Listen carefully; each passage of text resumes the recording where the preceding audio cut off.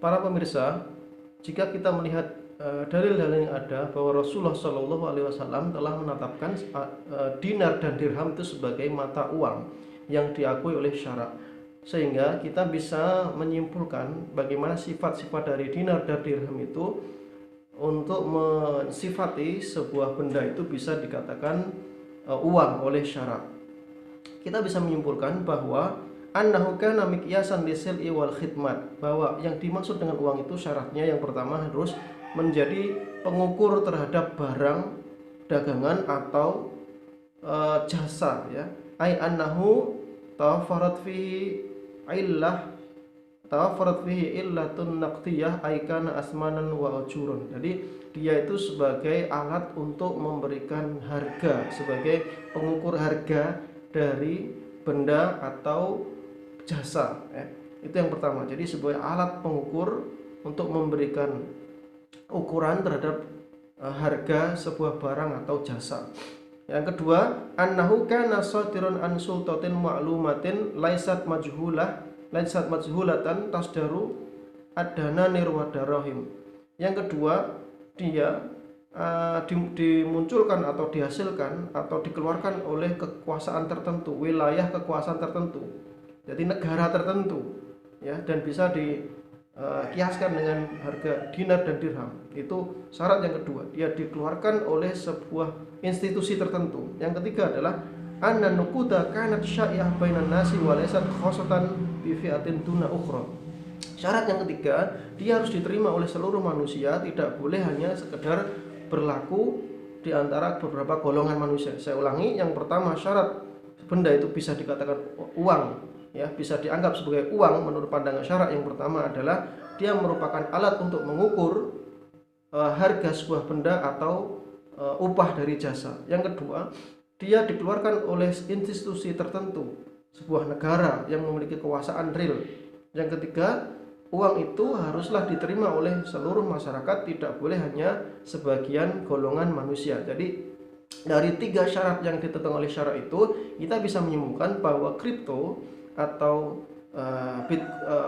kemudian Bitcoin, ya, Bitcoin itu bagian dari kripto, dan jenis-jenis kripto yang lain itu tidak memenuhi syarat ketiganya, bahwa dia tidak bisa mengukur harga untuk mengukur barang dan tidak bisa digunakan untuk mengukur bayaran atau upah dari jasa. Yang kedua, dia tidak dikeluarkan oleh institusi atau negara manapun, ya, tidak ada institusi atau negara yang legal resmi mengeluarkan kripto tersebut.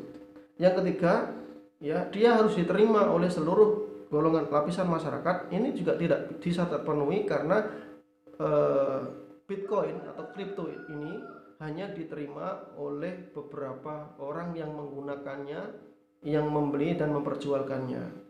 Jadi tiga syarat ini tidak terpenuhi di dalam kripto atau Bitcoin ini. Selanjutnya, bagaimana hukum memperjualbelikannya? Kalau dia tidak bisa dikatakan uang karena tidak memenuhi tiga syarat tersebut oleh syarak, maka bagaimana hukum memperjualbelikannya? Kalau tidak uang berarti dia benda biasa, barang dagangan biasa. Boleh nggak memperjualbelikannya? Kita harus melihat bahwa Rasulullah SAW naha an bai'il gharar. Rasulullah SAW itu melarang dari jual beli gharar. Gharar itu apa? Sesuatu yang tidak pasti, sesuatu yang ghaib, ya.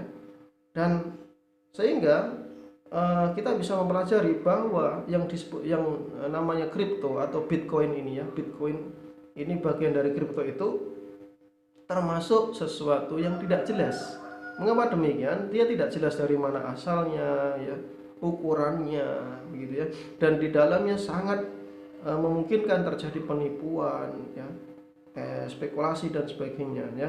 Dan sehingga di sini, ya, jawaban seorang ulama yaitu dari Syekh Atta Khalil, beliau menyampaikan wa alai fa inna Bitcoin wa laisa aksar minal sil'ah. Jadi memang Bitcoin itu adalah barang dagangan, bukan uang, ya. Jadi memperjualbelikannya, memperjualbeli barang dagangan itu hukumnya asalnya adalah boleh, tetapi kita lihat sifatnya bagaimana. Walakin hadhi sil'ah majhulah masdar. Akan tetapi Bitcoin ini majhulah, dia tidak jelas siapa yang memproduksi, wala dhaminalah, dan dia tidak punya jaminan, ya, tidak ditanggung oleh apapun, ya. Tidak ada yang bisa menjamin, tidak ada yang menjamin. Summa hiya majal kabir linis linasobi wal ikhtiyal wal mudarabat wal mukhadiat. Jadi di dalamnya banyak sekali problem, banyak sekali tipu menipu, ya, tipu daya, ya, kecurangan. Wa idan fala yajuzu bai'uha wala syir'u, oleh karena itu alasan tersebut tidak boleh menjual atau membelinya, memperjualbelikannya. Bi khosatin wa anna masdarihal majhul, terlebih lagi bahwa dia sumbernya tidak jelas. Yujadu syukukan fi hadzal masdar laisa ba'idan an dual ar-ras, dan diduga kuat ini adalah dari negara-negara kapitalis, ya, para pemodal besar, ya, yang mereka hanya ingin mengeruk keuntungan dan mengambil harta manusia, ya. Ini adalah dugaan kuatnya. Alhasil, ya, anna hasil majhulah li masyar la dominalaha, bahwa kripto atau Bitcoin ini adalah benda atau barang dagangan yang tidak jelas, ya, tidak jelas asalnya, tidak ada penjaminnya, ya, sangat memungkinkan di dalam terjadi kecurangan, kemudian kekacauan, kerancuan, dan dugaan kuat dia berasal dari negara-negara imperialis barat, samali negara-negara kapitalis yang kita bisa mengetahui watak negara-negara itu adalah ingin menguasai harta manusia. Dan oleh alasan bahwa ini termasuk bai'ul gharar atau benda yang tidak jelas. Akhraja Muslim fi shahihihi an Abi Hurairah qala, ya, Imam Muslim mengeluarkan dari Abu Hurairah, nah Rasulullah sallallahu alaihi wasallam an bai'il hasati wa an bai'il gharar. Rasulullah sallallahu alaihi wasallam melarang jual beli hasad. Apa itu jual beli hasad? Jual beli yang tidak jelas. Contohnya, akan kujual tanahku seluas batu ini kulempar, kemudian dilempar. Nah, ini tidak jelas, ya, sesuatu yang tidak jelas, karena di sana ada gambling, ada semacam ketidakjelasan di mana batu itu jatuh, disitulah kamu beli tanahku dengan harga sekian. Dan wa an bai'il gharar, gharar itu adalah membeli sesuatu yang didapatkan tidak jelas, ya. Misalkan contohnya adalah saya beli ikan Anda, ya, yang ada di dalam kolam itu dengan 1 juta rupiah. Tidak jelas berapa jumlah ikan, berapa kilo ikan yang dihasilkan. Itu termasuk bai'ul gharar. Dan ini termasuk di dalamnya Bitcoin atau kripto, di dalamnya ada gharar, di dalamnya ada ketidakjelasan.